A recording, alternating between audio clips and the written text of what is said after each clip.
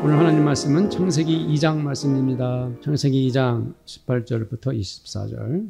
저와 성도님들이 한 절씩 교독하시고 마지막 24절은 다 함께 읽겠습니다. 제가 먼저 읽습니다. 여호와 하나님이 이르시되 사람이 혼자 사는 것이 좋지 아니하니 내가 그를 위하여 돕는 배필을 지으리라 하시니라. 여호와 하나님이 흙으로 각종 들짐승과 공중의 각종 새를 지으시고 아담이 무엇이라고 부르나 보시려고 그것들을 그에게로 이끌어 가시니 아담이 각 생물을 부르는 것이 곧 그 이름이 되었더라. 아담이 모든 가축과 공중의 새와 들의 모든 짐승에게 이름을 주니라. 아담이 돕는 배필이 없으므로 여호와 하나님이 아담을 깊이 잠들게 하시니 잠들매 그가 그 갈빗대 하나를 취하고 살로 대신 채우시고 여호와 하나님이 아담에게 취하신 그 갈빗대로 여자를 만드시고 그를 아담에게로 이끌어 오시니 아담이 이르되 이는 내 뼈 중에 뼈이요 살 중에 살이라. 이것을 남자에게서 취하였은즉 여자라 부르리라 하니라. 이러므로 남자가 부모를 떠나 그의 아내와 합하여 둘이 한 몸을 이룰지로다. 아멘. 성도님들 혹시 아담이 모든 동물들의 이름을 짓는 것을 상상해 본 적이 있습니까? 하나님은 흙으로 빚으신 것들을 아담 앞에 가져다 놓으시면 아담이 그것들의 이름을 하나하나 지어냈습니다. 저는 그 장면을 생각하면서 아담이 참 힘이 들었겠다 싶었습니다. 얼마나 많은 시간을 보내야 했을지 정확히는 모르지만 그 많은 동물들의 이름을 생각해내는 과정이 참 어려웠겠죠.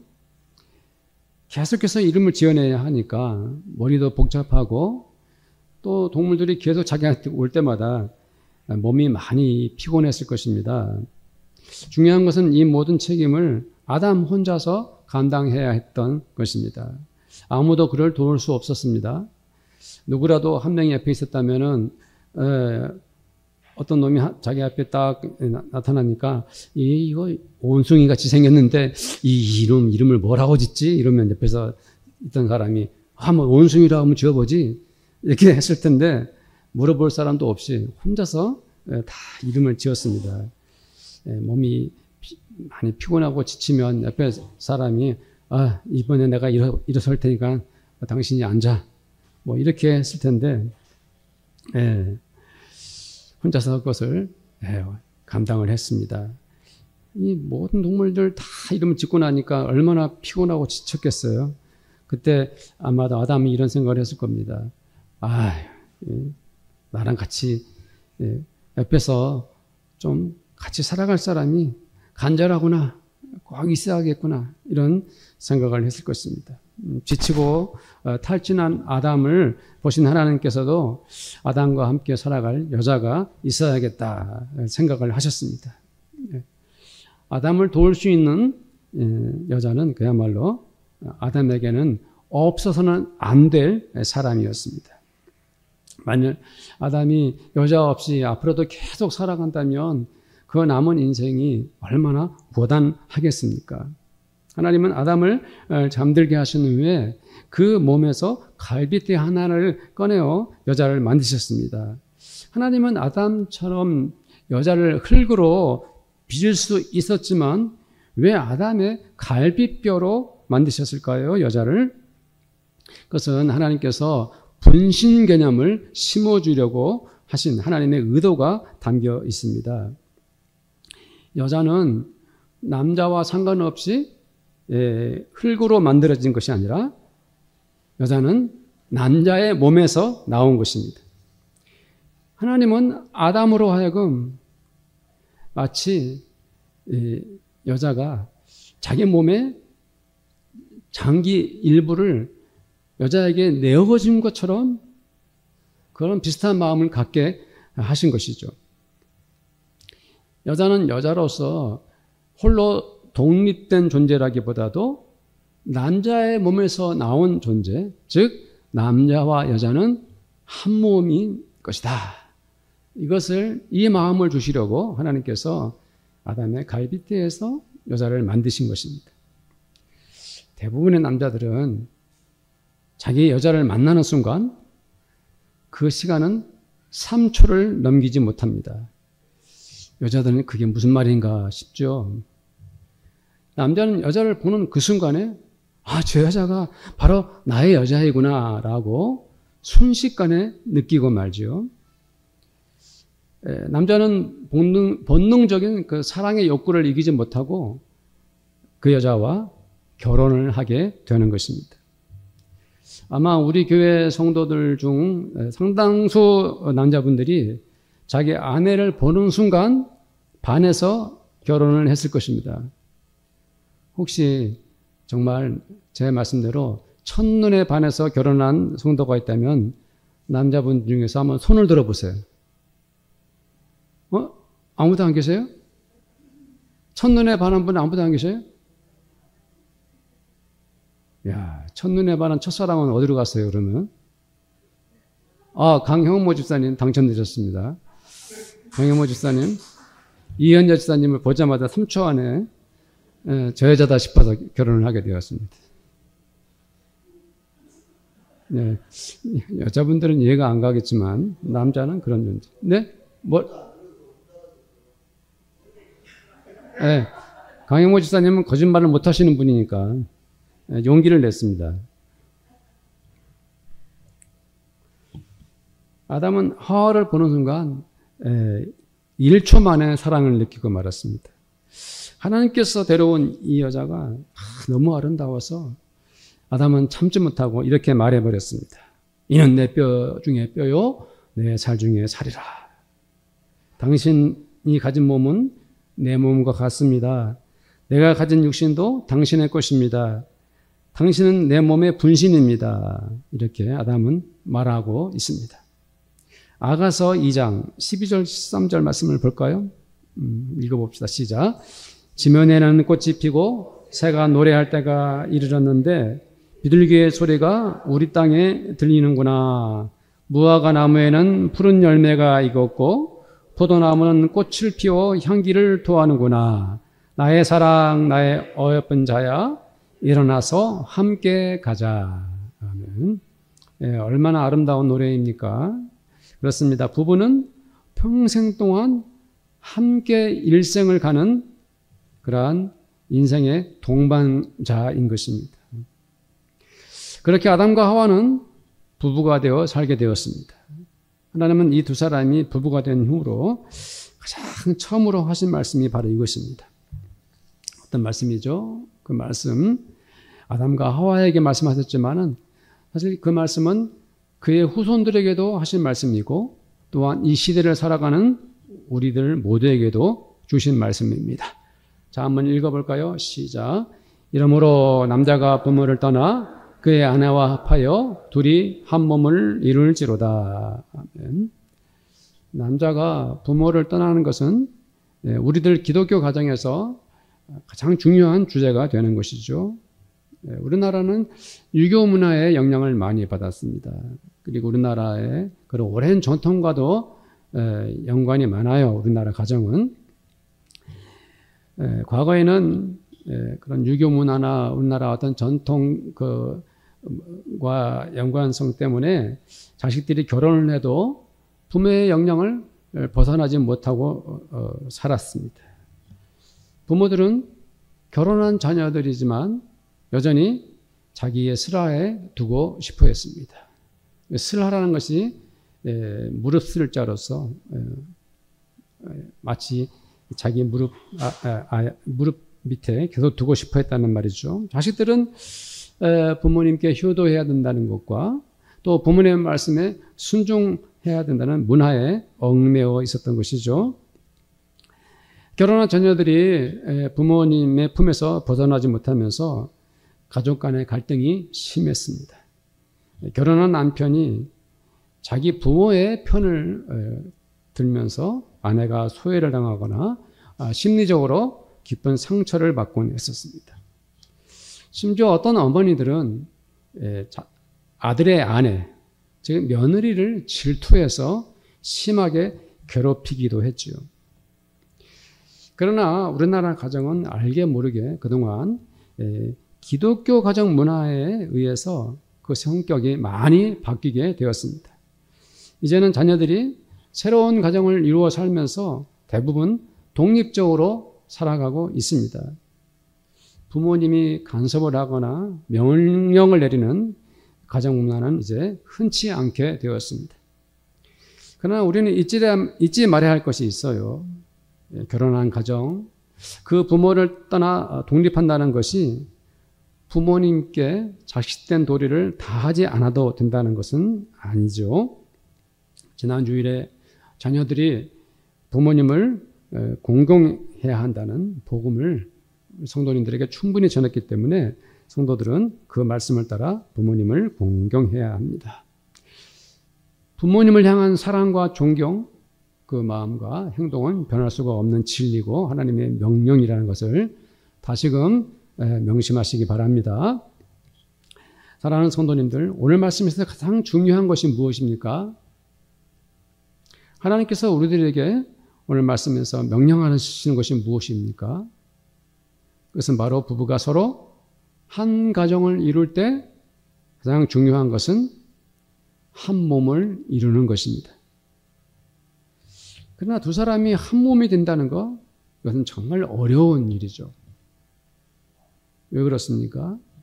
내가 아플 때 그 사람도 아파야 합니다. 내가 지칠 때 그도 지쳐야 합니다. 어떤 일이 일어나도 나는 그 사람의 몸이 되어야 하고 또 그 사람의 마음이 되어야 합니다. 이것이 한 몸이 된다는 것이죠. 오늘 하나님은 돕는 배필이라 말씀하시면서 남자와 여자는 한 몸이 되어야 한다 하고 말씀하십니다. 그 말씀이 무슨 뜻일까요? 그것은 바로 아담이 모든 동물들과 새들의 이름을 지을 때에 하와가 사실은 곁에 있어야 했다는 것이죠. 돕는 배필이라는 그런 것입니다. 서로 돕는 관계이죠. 한 사람이 힘이 들 때 옆에서 거들어 주는 것입니다. 한 끼 식사를 준비할 때, 설거지를 할 때, 청소를 하면서 부부는 한 몸인 것처럼 도와야 하는 것입니다. 그것이 바로 몸으로 하나인 부부인 것이죠. 더 나아가서 부부는 감정이나 마음도 하나가 되어야 합니다. 남자나 여자는 본능적으로 서로 다른 부분이 참 많지요. 감정을 경험하거나 그 감정을 처리하는 과정도 남자와 여자는 같을 수가 없습니다. 더군다나 부부는 서로 결혼하기 전까지는 전혀 다른 가정에서 이질적인 성장 배경을 가지고 살아왔기 때문에 서로 감정을 공유하기란 쉬운 것이 아닙니다. 그런데도 왜 부부는 한 몸이 되어서 감정과 마음이 하나가 되어야 할까요? 왜냐하면 부부는 바로 남남이 아니기 때문입니다. 남남이라면 이럴 필요가 없지요. 부부는 오늘 만난 후에 각자 다른 집으로 가버리는 타인이 아니라 매일 한 집에서 자고 깨어나고 또 그렇게 살아야 하기 때문에 마음과 감정을 공유해야 하는 것입니다. 죽을 때까지 함께 살아야 할 부부는 배우자가 슬퍼하면 나도 곁에서 슬퍼해야 합니다. 그 사람이 즐거워하면 나도 즐거워해야 합니다. 배우자가 화가 났을 때 나는 공감하고 있나요? 그 사람이 말을 않고 입을 다물고 동굴에 숨어버리면 저 사람이 매우 힘들어하는구나 하고 이해하고 기다려줄 수 있어야 합니다.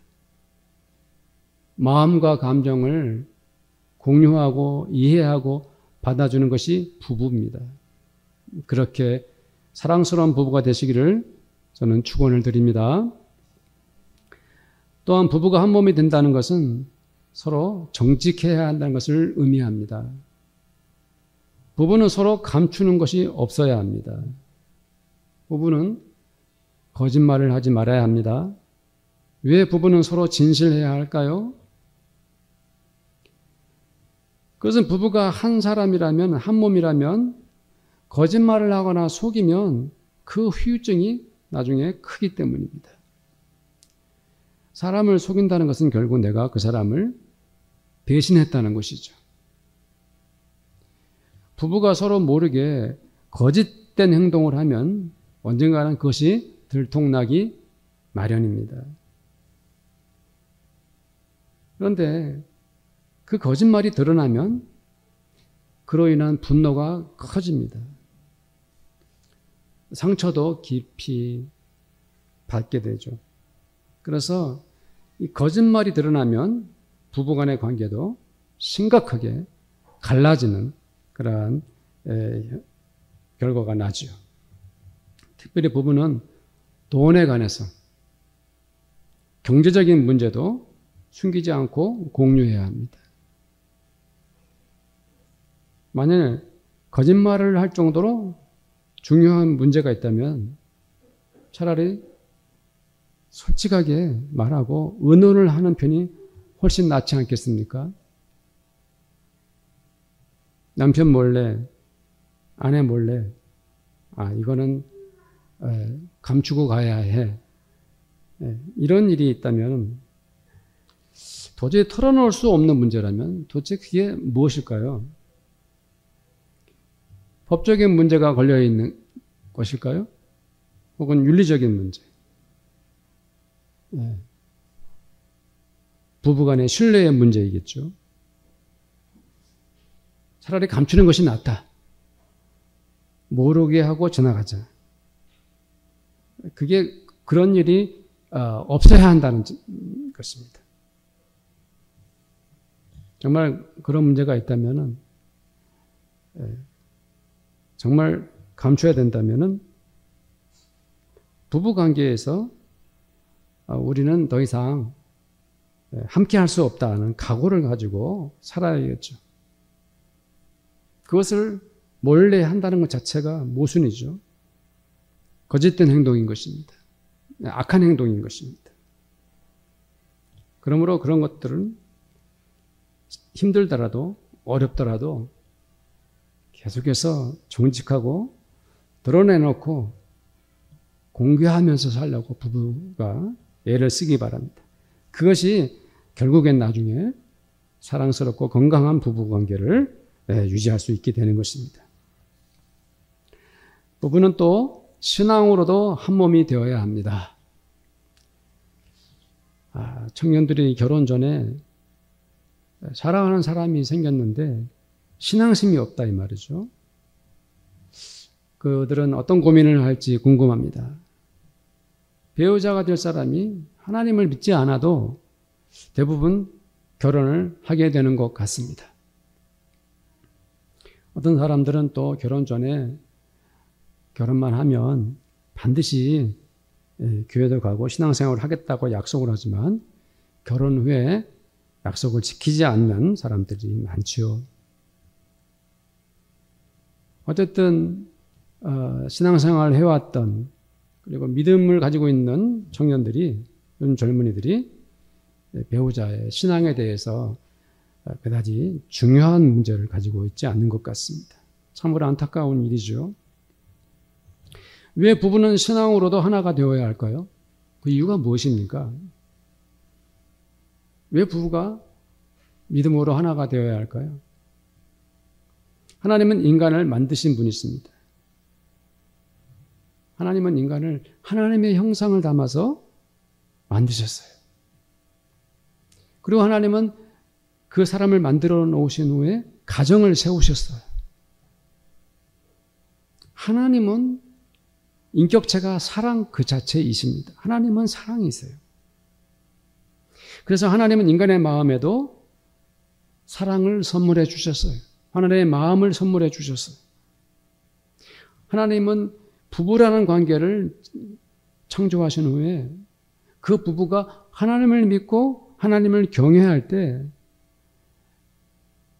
그 남녀가 가장 선하고 아름다운 인생을 살도록 만드셨어요. 부부가 이 세상에 태어나서 함께 더불어 하나님을 믿을 때 가장 선하고 소중한 존재가 되는 거예요. 남자와 여자가 한 몸이 되어서 하나님을 섬기고 하나님을 예배할 때 그 몸도 거룩해지는 것입니다. 하나님은 부부가 한 몸으로 신앙생활을 할 때 세상에 악하고 더러운 곳에 물들지 않고 부부로서 지극한 행복을 누리도록 그렇게 우리를 만드셨어요. 부부가 서로를 위해 하나님께 기도하는 장면, 이보다 선한 부부가 또 어디에 있겠습니까? 부부가 함께 성경을 펴서 읽기도 하고 하나님의 말씀에 순종하면서 살겠다라고 하나님 앞에 무릎을 꿇는 그 모습 정말 아름답지 않습니까? 부부가 한 몸이 되어서 하나님의 영광을 위해 헌신하는 것이 얼마나 귀중합니까? 그래서 하나님께서 부부가 한 신앙으로 살라고 말씀하고 계신 거예요. 로마서 16장 3절 말씀을 함께 읽어보겠습니다. 시작. 너희는 그리스도 예수 안에서 나의 동역자들인 브리스가와 아굴라에게 문안하라. 아멘. 바울은 브리스가와 아굴라를 이 부부인데 동역자로 부르고 있습니다. 사도가 이런 부부와 함께 사역하면서 그를 이렇게 높여주고 있는 모습을 볼 때 이 부부는 정말 성실한 믿음을 가진 사람들이었죠. 그들에 대해서 고린도전서 10장 19절에도 말씀하고 있어요. 한번 읽어봅시다. 아시아의 교회들이 너희에게 문안하고 아굴라와 브리스가와 그 집에 있는 교회가 주원에서 너희에게 간절히 문안하고. 이 부부의 그 집이 교회였어요. 초대교회는 가정교회가 많았었는데 바로 이 부부의 집이 교회라는 것을 볼 때에 사람들이 가정에서 함께 그 집에서 예배를 드리고 성도들이 교제를 했죠. 부부의 아름다운 신앙이 얼마나 선하고 보기에 좋습니까? 저는 우리 교회 성도들 부부가 신앙으로 하나 되기를 예수님의 이름으로 축원을 드립니다. 또한 부부는 언어로 하나가 되어야 합니다. 사람은 눈을 보고 살고 몸으로 행동합니다. 손을 만지고 발로 걷고 입으로 먹기도 하지만 입으로 말을 하면서 평생을 살게 됩니다. 그래서 말하는 사람이 정말 그 표현하는 것이나 표정이 사랑스러우면 옆에 사람들도 기쁘죠. 인간은 신비로운 존재인 것입니다.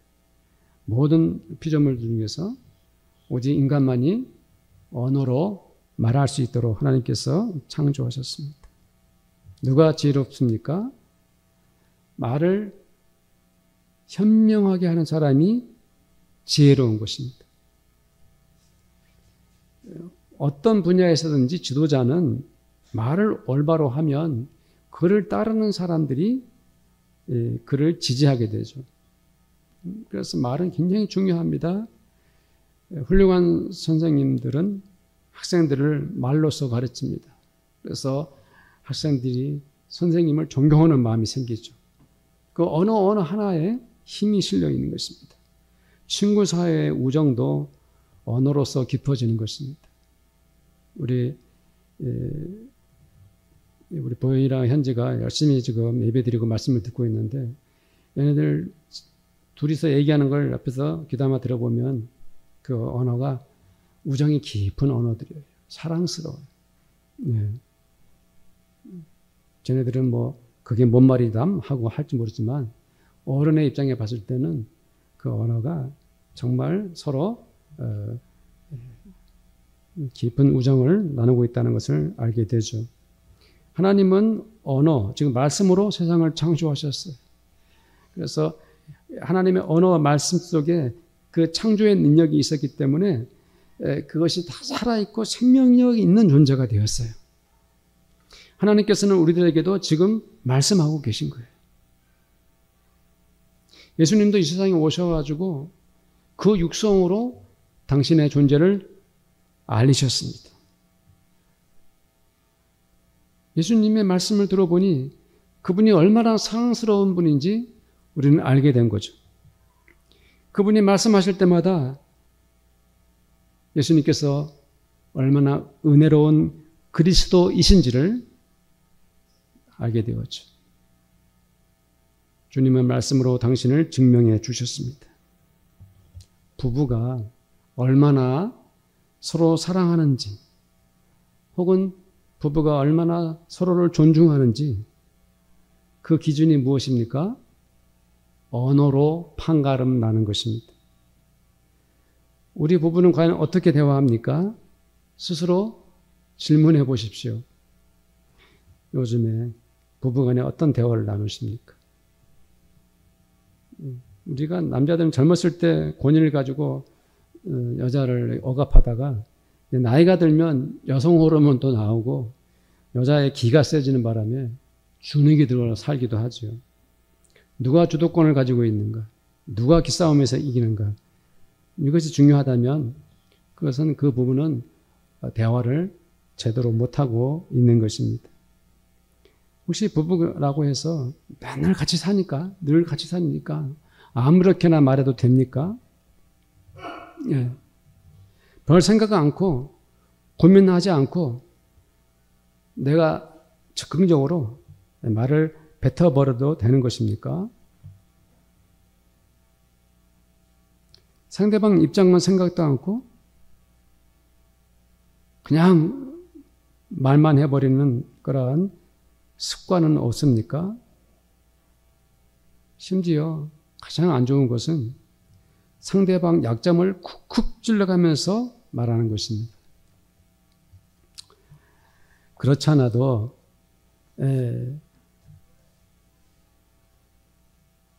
내가 지금 힘들고 아픈데 그 아픈 데를 바늘로 찌르는 경우가 어디 있어요? 그런데 그 아픈 곳을 찌르면서 말하는 것은 매우 비열한 짓인 것입니다. 말하지 않더라도 이미 아픈데 고의적으로 상처를 후비는 말은 배우자를 두 번 죽이는 행위인 것입니다. 사실 이제 우리 교회는 작지만 제가 말씀드린 이 설교는 우리 교회 성도들만 듣는 것이 아닙니다. 교회 수는 적지만 우리와 아무런 상관없는 사람들도 몇 명씩 듣습니다. 그 누군가가 제가 저는 하나님 말씀을 듣는다 할지라도 부부는 말로써 서로를 배려하고 존중해야 된다는 것. 얼마나 소중한지 알아야 합니다. 그리고 내가 함부로 말하고 잘못 말하고 습관적으로 하는 것은 부끄러운 것입니다. 자랑스러운 것이 아닙니다. 부부가 대화가 안 되고 언어로 상처를 서로 주고받고 있다면은 잠시 중단하고 어떻게 해야 할지 서로 고민하고 긍정적이고 좋은 방향으로 성장해 가야 합니다. 방치하지 마십시오. 의례껏 그렇게 해도 된다는 그러한 생각은 갖지 말아야 됩니다.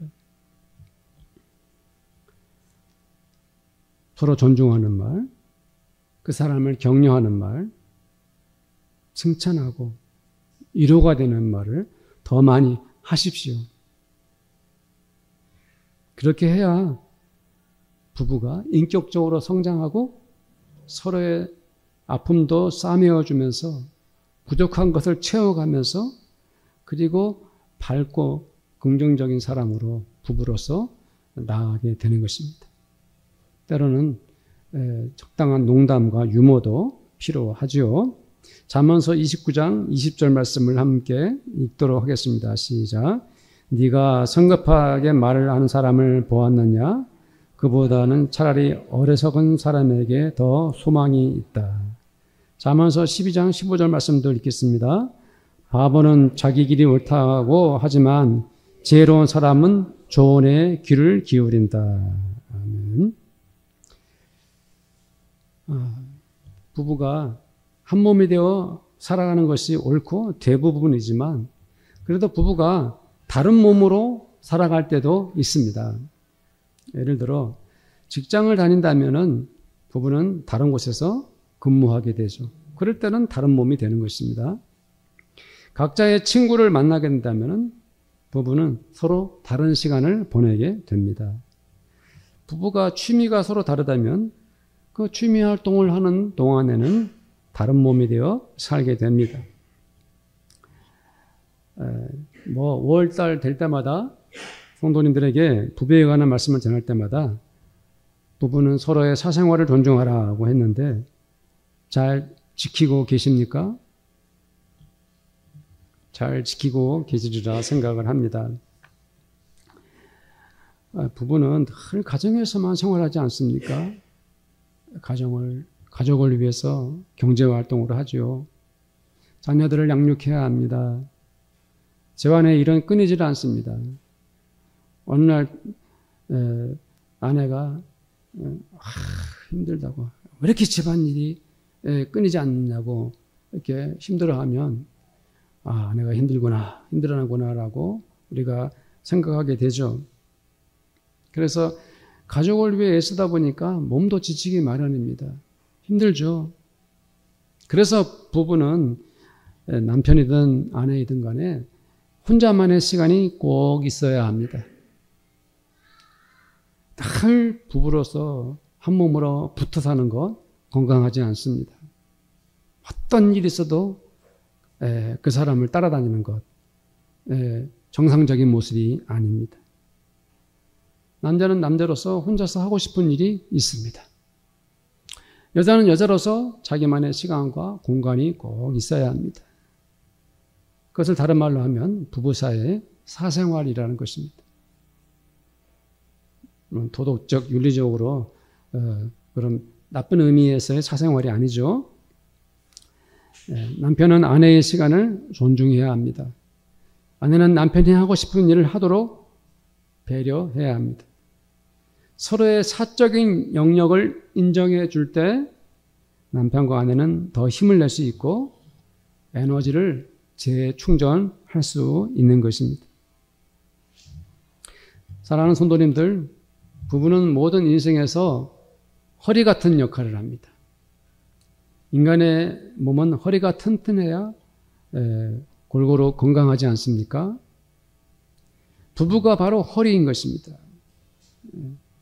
한 가족이 서로 얽히고 설키고 살아가는데 부부가 건강하고 행복하면 그 집안, 그 가문은 건강하고 든든한 공동체가 되는 것입니다. 자식된 부부가 잘 사는 모습을 보면 지난주에도 말씀드렸지만 부모님도 즐겁고 형제간에도 우애가 깊어지는 것입니다. 이게 부부가 허리 역할을 하는 거예요. 부부가 서로 사랑하면 그들이 섬기는 교회도 건강해집니다. 부부가 서로 사이가 좋은 부부들이 교회에 와서 신앙생활하면 그 교회가 아름답고 선하죠. 교회 올 때마다 죄송한 얘기입니다만은 시간이 지금 몇 시인데 아직도 옷을 입느냐고, 아직도 잠을 자냐고, 토요일 날 밤에 싸워가지고 인상을 팍팍 쓰고 교회 와서 예배를 드리고 그런 우여곡절이 많아요. 기독교인들 사이에서. 그래서 토요일 밤과 주일 아침이 시험에 뜨느냐 안 뜨느냐 기로에 서 있는 것이죠. 그러지 말아야 됩니다.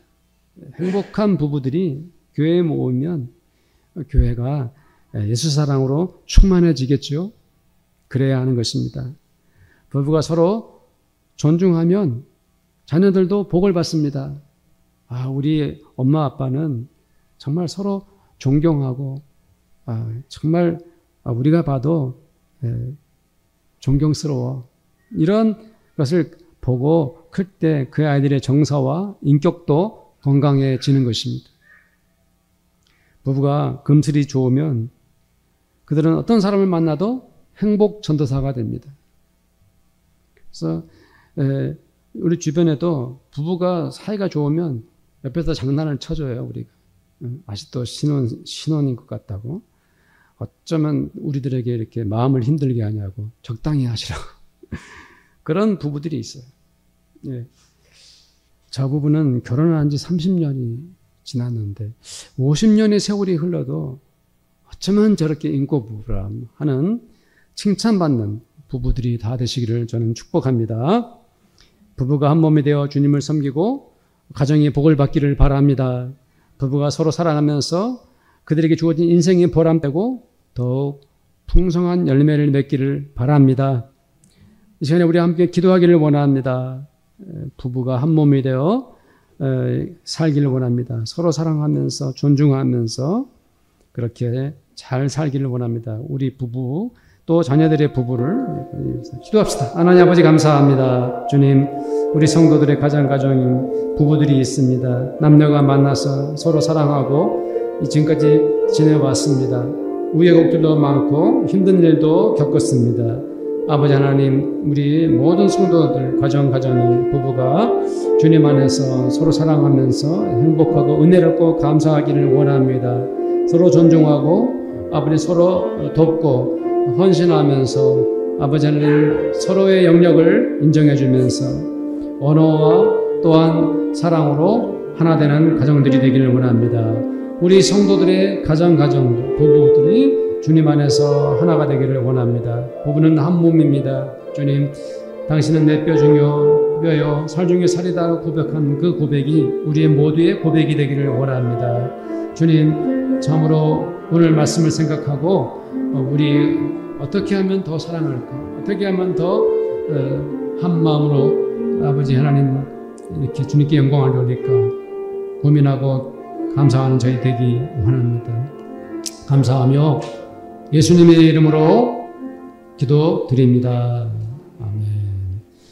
지금은 우리 주님 예수 그리스도의 은혜와 하나님 아버지의 사랑하심과 성령님의 교제하심이 한 몸인 부부로서 서로 사랑하며 주님 영광 위에 살겠다고 다짐하는 이 자리에 함께한 모든 성도들과 우리 성도들의 가정마다 그들의 일터와 그리고 우리 교회 위에 지금부터 영원토록 함께 있을지어다.